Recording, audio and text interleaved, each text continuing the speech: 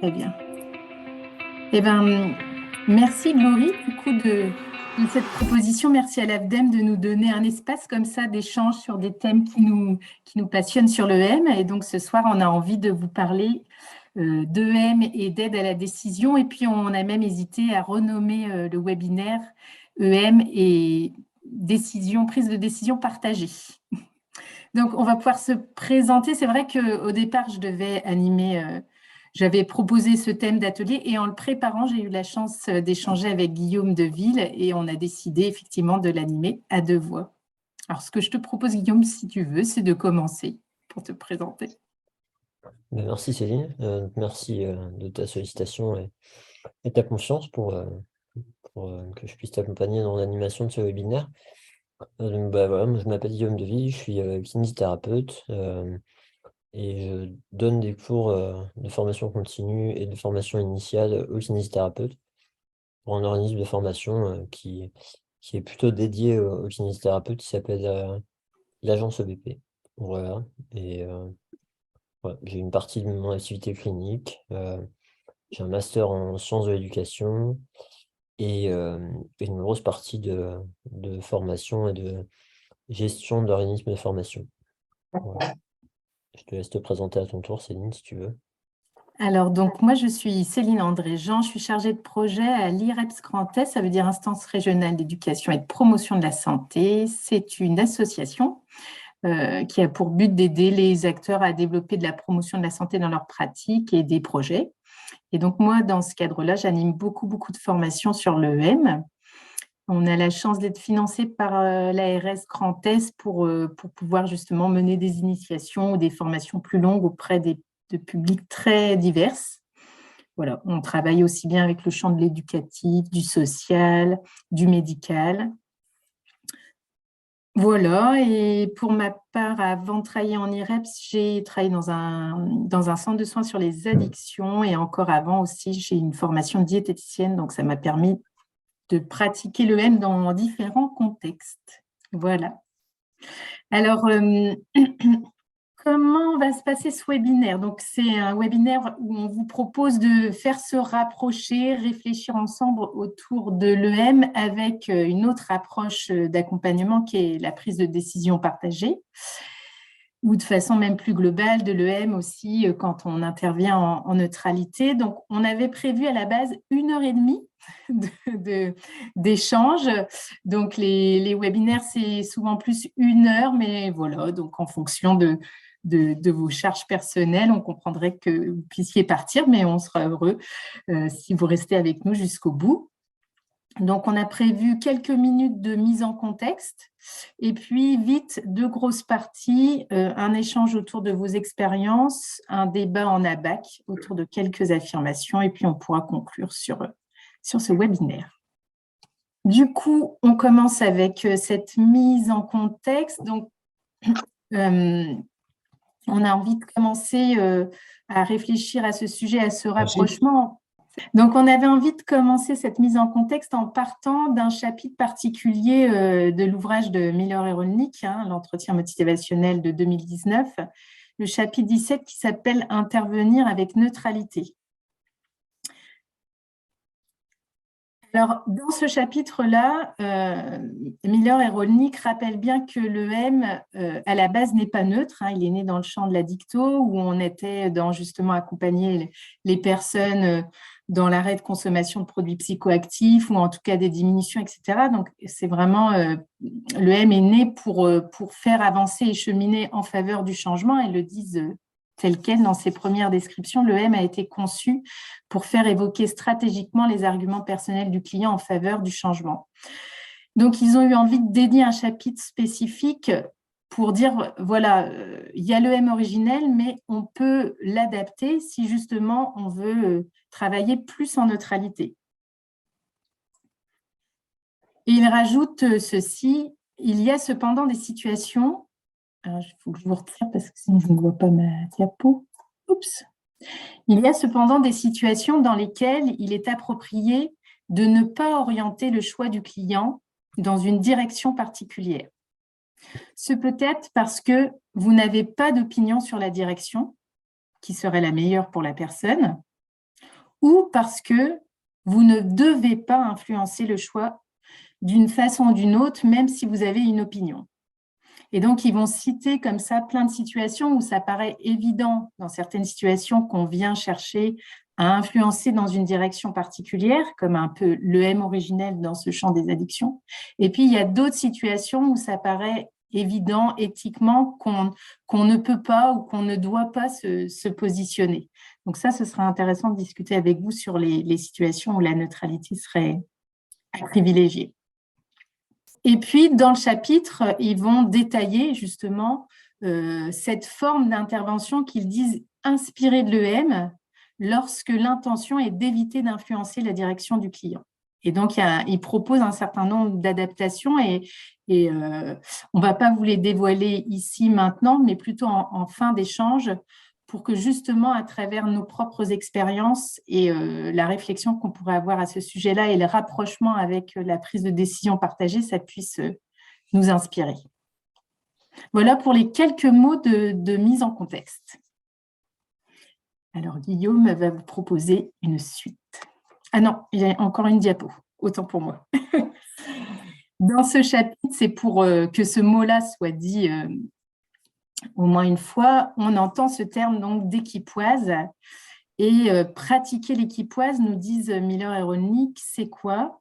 C'est guider de façon consciente l'entretien en choisissant la neutralité et en évitant d'influencer vers un choix ou un autre, en explorant plutôt les options de façon égale. Donc, c'est vraiment dans cette idée que quand j'interviens en neutralité, quand je pratique l'équipoise, je le choisis consciemment et je choisis délibérément de ne pas influencer ou de ne pas orienter particulièrement vers le changement, mais d'être plutôt sur quelque chose d'équilibré et d'égal dans l'exploration de cette ambivalence et de ces choix. Alors du coup, ce qu'on vous propose, c'est de partir de vos propres expériences déjà pour réfléchir à cette idée-là, d'accompagner quelqu'un dans la neutralité par rapport à différents choix. Et du coup, on vous propose, pour ceux qui le souhaitent, d'essayer de réfléchir à des situations que vous avez vécues dans votre pratique où vous étiez en équipoise. Donc, dans cette situation où il n'y avait pas de choix évident entre deux ou plusieurs choix. Et si vous êtes intéressé, si vous le souhaitez, eh bien, on vous propose de vous donner le micro et de passer 5 minutes à nous donner le contexte de cette situation-là, à nous exprimer de quelle manière l'entretien motivationnel a pu vous aider dans cette situation-là, et à nous échanger, nous partager les enseignements que vous retirez de cette expérience. Donc voilà, donc c'est à vous. Voilà. Est-ce que quelqu'un a une idée et souhaite partager? Donc, dans les situations, comme ça, je fais aussi un petit résumé que vous avez dit. Finalement, dans les situations, on sent bien que là où vous êtes neutre, ce n'est pas entre le non-changement et le changement, mais entre les différentes options de changement, les différentes stratégies. Et c'est là où s'opère beaucoup la neutralité, ou dans chercher à clarifier la demande, l'objectif, aider à faire le point, voilà, où on cherche à être neutre dans ce travail-là. Dans les exemples qui sont cités dans le chapitre, aussi pour vous guider, où justement Miller et Rolnick insistent sur il y a des situations dans lesquelles il est aussi question de cette neutralité entre le non-changement et le changement. Et donc, il va citer des exemples comme accompagner un couple qui désire de l'aide dans sa réflexion pour décider d'adopter ou non un enfant. Ils n'ont pas d'enfant et ils réfléchissent sur en adopter, ce serait ça le changement. Un adulte qui envisage de donner un rein, une femme qui se pose la question de l'avortement, etc. Et donc, voilà, éventuellement, je ne sais pas si dans vos expériences, vous avez eu l'occasion de réfléchir à ça, finalement, ou d'être confronté à accompagner quelqu'un dans une réflexion et où vous vous êtes dit, je me dois d'être neutre entre le non-changement et le changement, ou même plusieurs options de changement. Ben, moi, je vais livrer une expérience personnelle. Je vais te proposer, Céline, si toi tu veux. C'est juste parce qu'elle me vient à l'esprit. Vas-y. Et je me suis dit, quand c'est une de mes amies qui m'a dit, écoute, j'ai envie d'échanger avec toi parce que je ne sais pas si je veux un troisième enfant. Et vraiment, je sentais qu'elle avait envie et besoin de discuter avec moi. Et je me suis dit, qu'est-ce que j'ai entre mes mains? J'ai le M, mais en même temps, je ne peux pas me dire, je dois absolument appuyer et faire évoquer des arguments en faveur d'avoir un troisième enfant. Et du coup, ça c'est le contexte particulier. Donc, je me souviens que je lui ai proposé l'outil lettre à un ami. Et donc, je lui ai dit, je te propose d'écrire un ami. Elle a choisi une amie. Imagine ta vie avec ce troisième enfant et imagine ta vie sans ce troisième enfant. Comment tu vois ta vie? Et elle est revenue avec ses lettres et juste, je lui ai fait parler de ses lettres et c'était tellement criant de vérité qu'elle voulait un troisième enfant que, que c'est sauté aux yeux. Et donc, après, on a pu avancer sur cette question-là. Voilà, une expérience personnelle. Merci Céline pour ce partage. En fait, c'est intéressant parce que ça rejoint cette stratégie qu'on connaît aussi en entretien motivationnel de se projeter dans le futur.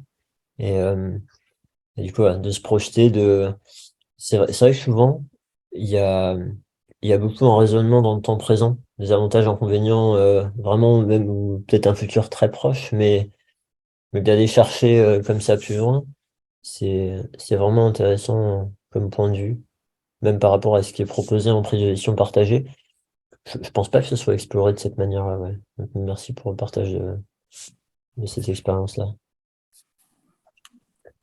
Eh Et, bien, et peut-être aussi pour avancer et faire transition, je retiens, et moi c'est ce que je ressens beaucoup dans les publics que j'accompagne et que je forme à l'EM, puisque j'accompagne des gens dans le champ du social, etc., c'est qu'il peut arriver de vraiment ressentir pleinement cette tension où c'est très compliqué d'être neutre, parce que oui, peut-être que finalement la personne elle pourrait rester dans cette situation, mais j'ai des chiffres, des stats aussi à rendre. Je me dois de l'emmener vers une dynamique. Et du coup, euh, peut-être que dans une autre situation, je m'y prendrais pas comme ça.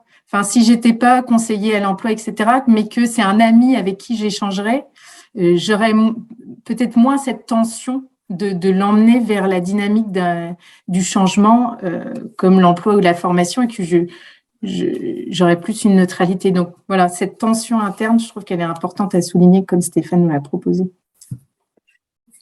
ouais, et puis il peut y avoir des situations. En fait, oui, il peut y avoir soit un enjeu pour nous, donc voilà, cette histoire on a des stats à remplir. Enfin, après, on peut se poser la question de est-ce que vraiment, si on est directif, on augmente les stats? C'est peut-être pas sûr. Parce que ouais, si on reste dans la neutralité, est-ce que finalement, enfin, je vais dire autrement, si on a des personnes qui sont vraiment ambivalentes et qu'on est trop directive, eh ben, peut-être qu'il y a une proportion, si on était resté dans la neutralité, qui aurait changé. Alors qu'en étant trop directif, eh ben, ils vont affirmer leur libre arbitre et ne pas changer. Donc je sais même pas si en termes de chiffres ce serait plus avantageux, mais j'ai aucune étude là-dessus, donc je sais pas. Après, oui, tu Oui, veux. je veux juste donner un petit éclairage sur l'insertion professionnelle, hein. Ouais, On commence à voir des preuves, enfin, des essais randomisés, hein, qui commencent à ouais, sortir, qui montrent que l'EM a un impact sur le taux d'emploi. Euh, et par le chemin, apparemment, hein, de susciter du langage changement, donc vers des actions positives vers l'emploi ou la formation, qui déclenche des résultats, hein. Il y a une étude en particulier qui a été faite en Nouvelle-Zélande, je crois, et au Canada aussi, qui ont démontré ça de manière sur des grands échantillons. Donc, il semble que le M commence à avoir des preuves que ça marche aussi pour la Mm. session. ouais, à partir du moment où tu as ton discours changement et tu vas cultiver, tu vas renforcer, etc. Ouais, ouais, clairement. Merci pour cet apport. Euh, en fait, l'exemple moi, qui me venait en tête après, derrière, c'est par rapport aux valeurs aussi. Si on a une personne qui, par exemple, vraiment un peu extrême que je prends parfois, moi, c'est si nous, en kiné, on a une personne qui a mal à l'épaule et qui nous dit à un moment donné, ben, oui, effectivement, là, il est quand même grand temps que je récupère mon épaule parce que j'ai ma femme qui fait un peu trop la maline à la maison. Comment vous dire qu'à un moment donné, si on suppose qu'il frappe sa femme et qu'en l'aidant avec son épaule, il va frapper sa femme, il va retourner frapper sa femme, à un moment donné, en termes de valeur, rester neutre dans l'accompagnement, ça peut être très compliqué. Alors, c'est un exemple un peu extrême, hein, c'est volontaire pour que ça soit. Mais il peut y avoir des situations bien moins extrêmes où eh ben, voilà, on peut se retrouver un peu en difficulté aussi là-dessus pour rester en neutralité. Ouais. Ok. Bah, petit Guillaume, ce que je te propose, c'est qu'on Vas-y. on passe à justement ce qu'on avait envie que tu nous partages, puisque tu es formé à la prise de décision partagée. Et si tu pouvais nous parler un peu plus de cette pratique d'accompagnement particulière pour voir comment elle résonne pour nous aussi avec l'EM. Alors moi, j'ai beaucoup lu là-dessus dans le cadre de mon master et travaillé sur des devoirs là-dessus. Et il y a plusieurs modèles qui existent. Alors, bon, encore une fois, moi, je connais surtout dans le champ médical. Il y a plusieurs modèles qui existent. Des plus récents que celui-là. Mais celui-là, d'un point de vue pratique, il est relativement clair. L'idée qui est proposée, c'est d'avoir 3 temps de discussion avec les clients, les patients, les personnes accompagnées. Avec d'abord une discussion d'équipe où on va vraiment signifier à la personne que notre objectif, c'est de l'aider et qu'on veut travailler ensemble pour l'aider à avoir, à faire le meilleur choix et à diminuer la probabilité qu'il regrette son choix, de regret post-décisionnel. Donc, il y a ce premier temps-là. Deuxième temps, c'est la discussion d'options. Et là, donc, c'est vraiment de dire, bah, écoutez, voilà, il y a plusieurs options qui sont celles-ci. Et le but, c'est d'identifier les préférences initiales de la personne et de la faire réfléchir. Alors, en prise de décision partagée, c'est quand même vraiment basé là en médecine sur la science et les données de science, etc. Et donc de donner des informations aux personnes, aux patients, en se basant sur des chiffres. Alors, il y a toute une attention à donner par rapport aux problèmes de littératie en santé, de numératie en santé, pour que ça soit compréhensible à la personne, s'assurer de tout ça, etc. Et le but, c'est qu'une fois que la personne elle voit les résultats de si je prends tel traitement, si je le prends pas, si je prends celui-là, ou si j'en prends un autre, en termes d'avantages et d'inconvénients, en fait, on va construire des préférences informées par la science. Et une fois qu'on a construit ces préférences-là, après, il y a le troisième temps qui est de discussion de décision, où là, c'est écoutez, qu'est-ce que vous souhaitez faire maintenant? Et essayer d'accompagner la personne à passer à l'action.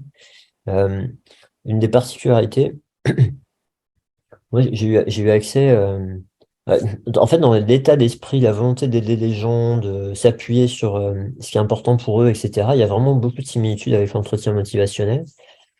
Mais dans la mise en pratique, j'ai eu accès à des vidéos proposées de formation en Grande-Bretagne aux professionnels de santé, en prise de décision partagée. Et ils montrent des exemples, des situations cliniques, etc. Et en fait, on voit des intervenants qui sont très directifs. Et du coup, c'est assez dommage parce que ça dessert leur objectif et de vraiment faire avec le patient. Et donc, du coup, toute cette philosophie-là, moi, un de mes devoirs, ça a été de voir comment est-ce que les outils de l'EM et l'esprit de l'EM pourraient pas optimiser cette démarche-là, en fait. Donc, je pense qu'il y a vraiment un truc intéressant à rejoindre les deux mondes. Bon, sachant que ce monde-là, il a une démarche qui correspond à ce que nous, il nous semble important en entretien motivationnel. Je veux bien que tu passes la diapo suivante si tu veux, Christine. Merci. Et par rapport à ces histoires de science, pourquoi est-ce que la prise de décision partagée, ça a autant de poids en médecine? C'est parce que en fait, il y a beaucoup d'études et il y a beaucoup d'études qui ont montré une efficacité. Et ça, c'est des conclusions d'une revue Cochrane. Alors, on a tendance à... Les revues Cochrane, c'est des revues systématiques de très haut niveau. Et la plupart du temps, en santé, la conclusion des revues Cochrane, assez souvent, c'est qu'il n'y a pas assez de preuves pour conclure. Donc, souvent, c'est un petit peu frustrant. Ben là, en fait, pour la prise de décision partagée, lorsqu'on utilise des outils qui donnent justement des données, enfin, qui permettent de transmettre des informations à propos des données de science aux patients, eh bien, il y a un haut niveau de preuve qui montre que ça permet une meilleure compréhension des options de traitement, que les patients se sentent mieux informés et plus en mesure de déterminer ce qui est important pour eux, et des preuves de qualité modérée qui permettent une meilleure perception des bénéfices et des dangers, qui rendent les patients plus acteurs dans le processus de prise de décision et qui leur permettent de prendre des décisions qui sont plus en accord avec leurs valeurs. Donc on voit quand même que voilà, il y a des choses qui correspondent à la démarche qu'on cherche à utiliser en entretien motivationnel. Donc ce concept-là peut vraiment bien s'embriquer. Et après, c'est à chacun de voir dans ces différents champs s'il s'appuie sur les données de sciences disponibles, sur son expérience de professionnel ou sur l'expérience d'autres personnes accompagnées. En fait, on peut s'adapter comme ça si on n'a pas des données de science à proprement parler. Ouais. Je veux bien que tu passes à la suite, Céline. Ouais, donc on va. Oups, ça va trop vite. Peut-être j'avais une question, comme on a le temps, on est bien dans notre timing. Je voulais savoir parmi vous, s'il y a des gens qui connaissaient cette pratique de prise de décision partagée et qu'elle fait écho pour eux dans leur champ, hein, s'ils ne sont pas du champ de la santé. Voilà, si c'était une notion qui vous était familière ou pas. D'accord. Si tu me permets, Céline, peut-être Oui. je peux rajouter un petit élément. La balance décisionnelle, en fait, alors moi, quand j'ai été formé à l'entretien motivationnel, initialement, on m'a appris la balance motivationnelle.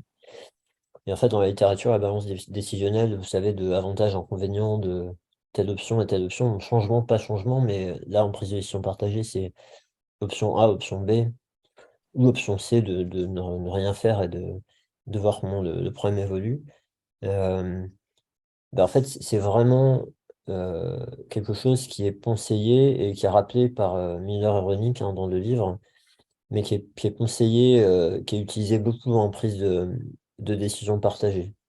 Pour, comme tu soulignais Stéphane tout à l'heure, par exemple, le fait de peser le pour et le contre. Donc, voilà, on parlait des reflets. Céline nous a proposé la technique des lettres, de se projeter dans le futur. Là, la balance décisionnelle, elle a vraiment sa place, en fait, dans ce processus-là. Voilà. Ok, merci pour cette précision. On va y revenir effectivement par rapport aux propositions de Miller et Roenick.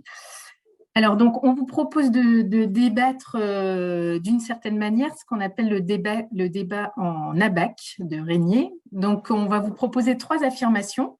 Et sur chacune des affirmations, on vous invite à nous donner votre point de vue. Est-ce que vous êtes plutôt d'accord avec cette affirmation? Et dans ce cas, si vous pouvez le mettre dans le chat, ce sera plus facile pour nous. Donc, vous mettez d'accord, pas d'accord. Voilà, si vous êtes plutôt d'accord, mettez d'accord, pas tellement d'accord, pas d'accord. Et puis, vous avez le droit aussi de mettre mitigé si vous n'êtes ni vers un bord ni vers l'autre. Et une fois que tout le monde se sera positionné, on fait discuter les gens pour qu'ils nous expliquent leur positionnement. OK ? Donc, 3 affirmations qui vont nous permettre d'aller creuser un petit peu plus le sujet. Alors, donc, première affirmation, la neutralité de l'accompagnement est un concept illusoire. Alors, on vous propose une deuxième affirmation. L'EM, comme la prise de décision partagée, aide à construire une préférence éclairée. Et on a vu avec Guillaume qui nous a éclairé sur la prise de décision partagée que justement, on parlait de cette notion de préférence initiale vers préférence éclairée. Et finalement, c'est quelque chose sur lequel vous avez envie de rejoindre les deux pratiques sur ces notions-là.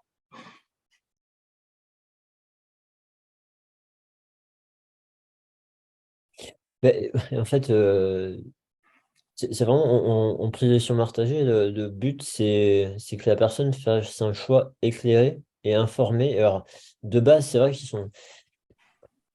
En fait, en médecine, il y a ce modèle de pratique fondée sur les preuves, où l'idée, ça part d'une idée qu'au départ, la pratique, c'était surtout fondée sur l'expérience professionnelle.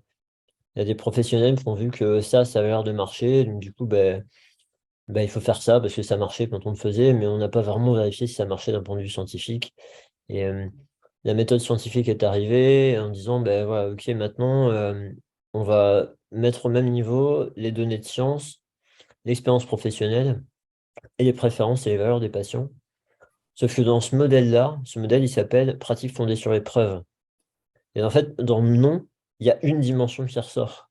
Il n'y a pas les preuves, les préférences des personnes et l'expérience professionnelle, il y a que les données de science. Et ça a fait que ça a amené à des modèles très directifs de dire, comme c'est ça le meilleur traitement, il faut que vous suiviez ce traitement-là. Là, par rapport à la questionnement d'avant, là, un des problèmes qu'on peut rencontrer, nous, parfois, dans les formations avec les kinés, c'est cette espèce de tension de, oui, mais si je laisse le patient choisir ce traitement qui a moins de chances de l'aider, d'après la science, ça va coûter plus cher à la société.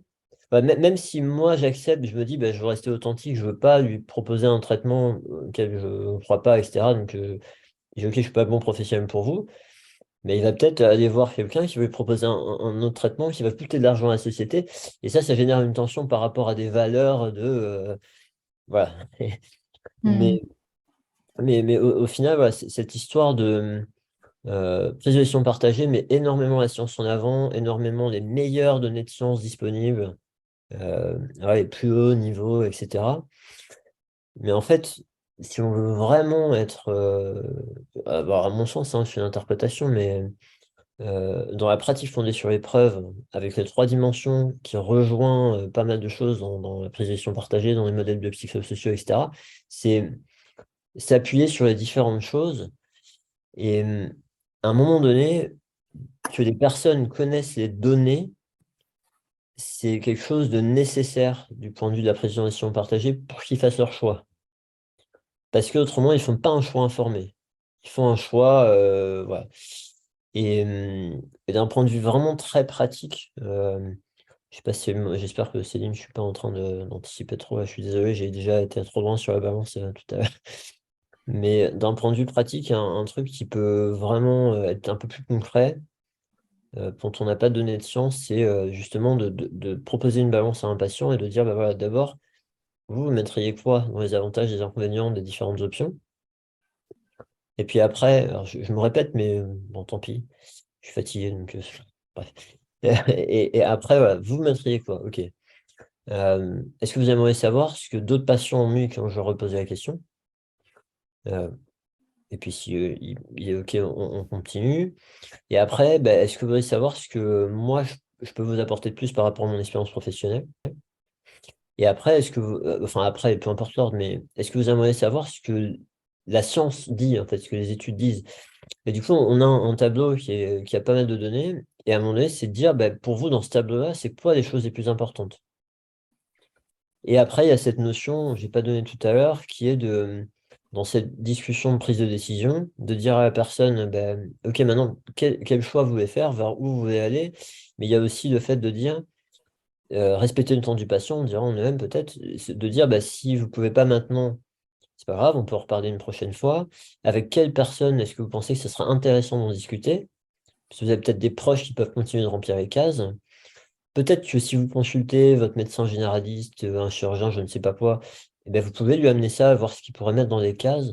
Et, et donc, du coup, oui, alors après, ça peut devenir peut-être un peu lourd en vrai, mais bon, il y a pas 36 000 trucs qui ressortent, hein, mais vraiment, il y a cette notion de dire, on va donner pas mal de notions au patient pour qu'il fasse son choix.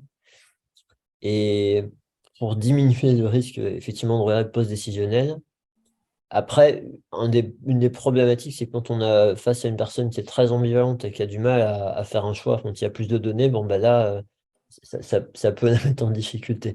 Donc, voilà, bon, toujours être vigilant quand on propose des outils à la réaction de la personne, quoi. Voilà, désolé pour le tunnel, Céline.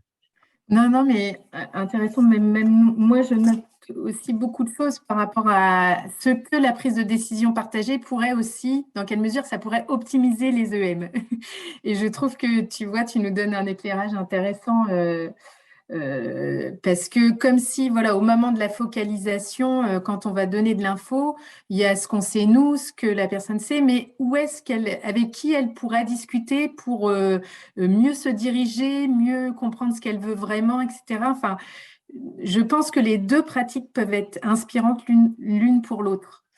Du coup, on a envie d'être sur cette troisième affirmation pour comme ça aussi respecter le max 1h30 qu'on veut tenir. La troisième affirmation qu'on vous propose est la suivante. La focalisation est l'étape cruciale en EM pour aider la personne à construire sa décision. Ça renvoie aussi à des éléments qu'on a vus ensemble sur comment aider la personne à construire sa décision. Alors, on a un mitigé pour l'instant. Bah, peut-être juste par rapport à la première affirmation. En fait, j'ai l'impression que ce qui ressort, c'est quel enjeu il y a. En fait, pour arriver à être neutre, quel enjeu il y a en fait? Est-ce qu'il y a un enjeu pour nous par rapport à nos valeurs, par rapport à, oui, aux choses qui nous semblent importantes, par rapport à des pressions de résultats, ça va probablement conditionner. Et après, ce que proposait notamment Florence, là, cette histoire de mettre son opinion de côté, en fait, moi, ça me fait penser un peu à, comme par rapport aux émotions, ces histoires d'empathie, etc., de contagion émotionnelle, de peut-être déjà, comme dit Florence, d'être conscient de ses opinions et de savoir peut-être les mettre de côté, si on veut être dans la neutralité, hein. Euh, soit on veut l'être, soit on ne peut pas, parce que, voilà, mais on a conscience de nos opinions et on va choisir si on est capable de les mettre de côté pour accompagner la personne avec neutralité, ou si vraiment les mettre de côté, c'est trop en conflit avec notre authenticité. Et du coup, à ce moment-là, se dire, bah non, là, je me respecte pas si je fais ça. Et bah, il y a une discussion à avoir voilà, avec la personne. Voilà. C'est pas un très bon résumé parce que je cible vraiment certaines choses, mais c'était juste un point qui me semblait. Voilà. Mais ça rime aussi avec ce que tu as pu dire aussi dans quel enjeu pour la personne, voilà, s'il y a un risque, si, etc., quel enjeu pour moi-même, enfin, que la place des enjeux aide à réfléchir à cette question de la neutralité et notre capacité ou pas de la mettre de côté, comme si, là, en tout cas, ce qu'on s'était dit, c'est elle était plus ou moins forcément là et qu'après, c'est un choix de la mettre de côté. Est-ce qu'on Ok. se respecte en le faisant ou pas? Voilà. On a envie de vous proposer du coup d'aller sur les conclusions et les propositions de Miller et Roni qu'on vous retrouverez dans le chapitre 17, mais justement pour réagir avec ce que vous avez déjà dit, pour faire du lien avec le processus de prise de décision partagée ou de manière aussi plus globale quand on entend la notion d'aide à la décision. Donc, que nous disent Miller et Roni dans ce chapitre où il rappelle que l'EM à la base originelle n'est pas neutre, mais va chercher à influencer particulièrement dans le sens du changement. Ils disent que si vraiment vous souhaitez intervenir en neutralité, eh bien, c'est un choix, c'est une décision. Et en fait, il y a 5 points clés qu'on entend. C'est une décision délibérée que vous devez avoir, de pratiquer l'équipoise. Il faut que ce soit un choix conscient, voulu de votre part. Et que si vous souhaitez du coup pratiquer l'équipoise, il est conseillé d'en informer la personne. Parce qu'effectivement, dans un certain nombre de situations, c'est pas évident que la neutralité de l'intervenant soit forcément là. On pense de prime abord que la personne qui va m'accompagner, c'est forcément pour aller dans cette direction. Donc, si on le souhaite, il faut en informer la personne. Et il dit il y a plusieurs explications à ça. Déjà parce que voilà, il peut avoir des situations un petit peu particulières, et notamment il y a des situations d'ambivalence quand il y a une charge émotionnelle ou quand il y a un enjeu particulier pour la personne qui fait que c'est important de lui dire qu'on ne prendra pas parti, et c'est le choix vraiment qu'on va faire dans cet accompagnement et cette réflexion, et que aller explorer l'ambivalence vraiment, mais vraiment de façon égale, d'un côté comme de l'autre, c'est très inconfortable. Et ça peut l'être d'autant plus sur certaines situations. Donc, il faut informer la personne qu'on va faire ce travail avec neutralité, même si c'est inconfortable, parce qu'on pense que c'est nécessaire et que la décision revient vraiment à cette personne. Et comme on sait que là, on va travailler comme ça, il souligne le fait qu'il faut être attentif à offrir un soutien émotionnel. On sait qu'il faut faire des reflets, etc., d'émotions, mais comme on sait que là, on va explorer l'ambivalence de manière équitable, comme ça, d'un choix vers un autre, on va offrir un soutien émotionnel fort. Et j'avais envie de vous lire justement à quoi ça peut ressembler de choisir, d'informer et d'être dans ce soutien aussi émotionnel. Et donc, ils disent, voilà à quoi ça peut ressembler, comme verbatim du coup d'un intervenant. Je vois bien à quel point vous luttez avec ce dilemme et à quel point vous vous sentez bloqué. C'est assez classique dans une situation comme celle-ci. C'est désagréable d'avoir à penser à chacune des options possibles et c'est peut-être tentant d'essayer de ne plus y penser. Mais ça aussi, c'est inconfortable parce que rien n'est résolu ou ne change. Ce que je vous propose, c'est d'explorer en profondeur les deux aspects de ce dilemme. Je veux que vous sachiez que j'ai l'intention de rester complètement neutre sur ce que vous devriez faire et de ne pas vous conseiller dans un sens ou un autre. Mais je vais vous aider à un examen minutieux de chacune de vos options. Vous allez peut-être trouver cette méthode inconfortable. C'est souvent le cas, mais je pense que c'est ce qu'il est nécessaire de faire pour sortir de ce blocage. Je vais travailler avec vous et vous soutenir jusqu'à ce que vous décidiez ce que vous souhaitez faire, et puis je vous aiderai à prendre la direction que vous avez choisie. Est-ce que vous avez des questions sur la méthode que je viens de vous décrire? Est-ce qu'on peut commencer? Donc, vraiment, ils insistent voilà, sur cette nécessité d'en informer la personne et après de la soutenir émotionnellement dans cet inconfort de l'exploration de l'ambivalence.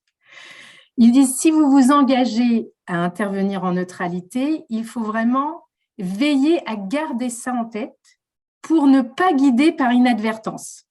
Parce que justement, de par mon humanité, il cite un exemple où justement une femme hésite à fonder une famille, à avoir un enfant, et elle se dit que peut-être, et bien naturellement, comme si on était plus enclin à aller favoriser le fait est qu'une femme souhaite un enfant dans sa vie, par exemple, on pourrait être tenté de quand même prendre parti. Donc, on doit se contenir, quoi. Il y a quelque chose comme ça. Et le 5e point, j'aurais pu plus détailler, c'est explorer l'ambivalence de façon profonde et équilibrée. Donc, c'est vraiment, on va aller travailler en profondeur l'exploration de l'ambivalence et pas juste, aller souligner, renforcer des éléments qui seraient plus dans la direction vers laquelle on aimerait que la personne aille, mais on prend le temps d'explorer complètement. Et la balance décisionnelle, comme Guillaume le dit, dans la prise de décision partagée, est exploitée dans l'intervention et la pratique de l'équipoise aussi de manière très forte.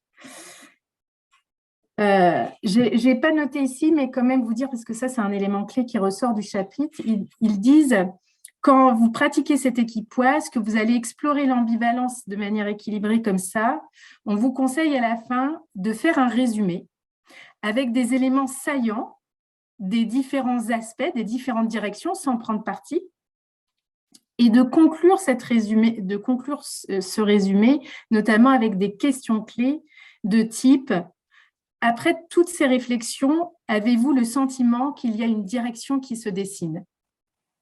Voilà, donc on va vraiment inviter l'autre à réfléchir. C'est selon lui, il sent qu'il y a quelque chose, une direction qui commence à prendre plus forme autour de ces questions-là.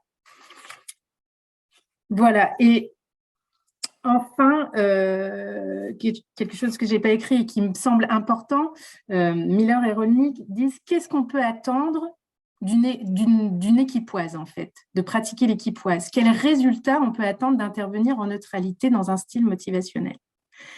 Alors, forcément, on va chercher à ce que le résultat attendu logique soit la prise de décision et avec l'engagement, la mise en acte de cette décision. Ça paraît un peu naturel. Et il souligne le fait que, en tout cas, s'il y a ça qui apparaît, il faut vraiment aider la personne à être en paix avec cette décision avant de la mettre en acte. Donc, on retrouve l'idée dans la prise de décision partagée que tu soulignais, Guillaume, au début, que les personnes ne regrettent pas et avant de la mettre à l'action, il faut qu'elles soient en paix avec ça. Et en même temps, il souligne le fait que, pour autant, l'absence de décision n'est pas forcément un mauvais résultat. Et ils disent parce que finalement, les personnes peuvent ne pas être prêtes à vraiment énoncer et être au clair avec une décision précise, parce que justement, dans un certain nombre de cas, il leur manque des informations. Dans un certain nombre de cas, ils ont besoin de temps, ils ont besoin de davantage de discussions, etc., pour creuser, et donc, ce n'est pas forcément un mauvais résultat. Donc voilà, donc ça, c'est quelque chose qui est abordé. Voilà, c'était vraiment les points qui ressortent pour moi de ce chapitre. David?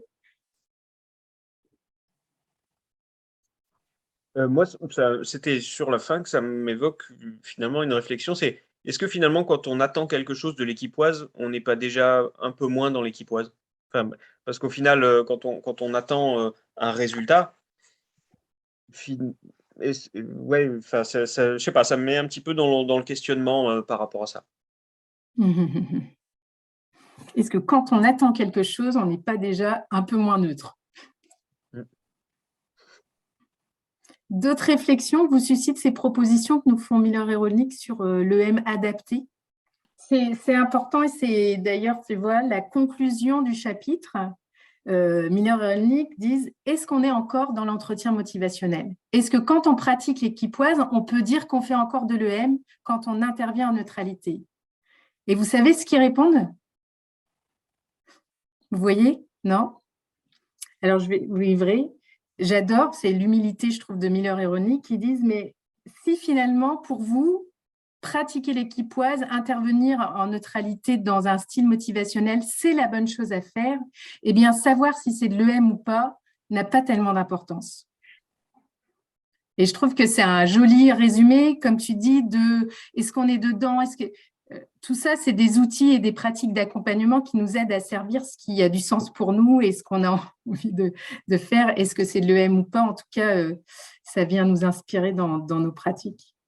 Il y a peut-être si tu permets Céline, il y a peut-être un élément aussi qui est intéressant parce que il conseille du coup à veiller à ne pas guider par inadvertance. À un moment donné, si on a réussi, à dans cette situation à faire réfléchir les personnes et arriver à un stade où ils se disent bah voilà, moi l'option vers laquelle je veux aller c'est celle-ci.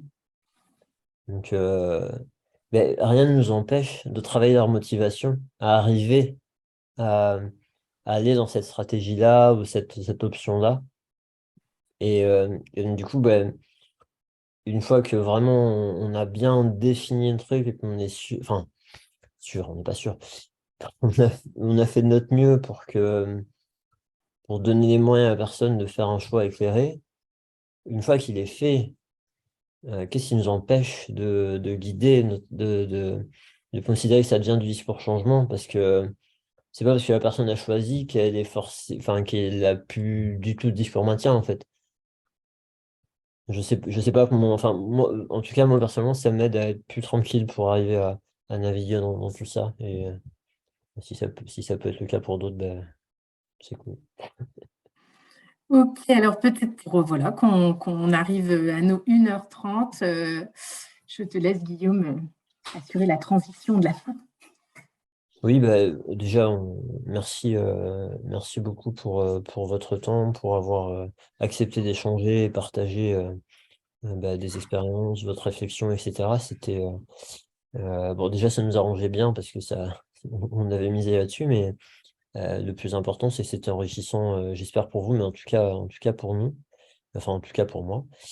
Et ce qu'on vous propose, c'est avant de se quitter, pour ceux qui le souhaitent, de partager de façon assez classique une chose que vous souhaitez retenir, emmener avec vous de ce temps qu'on a partagé ensemble. Donc merci beaucoup, merci à l'AFDEM de nous proposer ces espaces de réflexion. Merci.